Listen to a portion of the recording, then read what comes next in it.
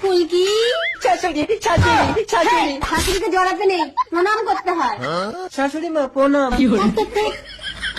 ও গো প্রণাম। মরণ, একটু বুদ্ধি শুদ্ধি না হলে একটা বাচ্চা কাচ্চাও হচ্ছে না ছাই। বাবা, শাশুড়ি মা বাচ্চা কি করে হয়? ওটা তোমার মায়ের কাছ থেকেই শুনে নিও। ঘরে আই ফুলকি। ও মা, আমি তোমার কাছে শোবো। আমিও শোবো। আমার কাছে শুতে হবে না, তুই ওই ঘরে জামাইকে নিয়ে ট্রেনিং দে। কিন্তু মা, মশারি তো একটা। মশারি কি জিনিস এ জানেই না, আমাদের মশারি লাগবে না। মশারি? এই, আমি শুয়ে পড়লাম, তুমি মশা দাঁড়াও। এই মশা যা যা, মার খাবি। প্যাডে রে আমার বউর গায়ে বসা।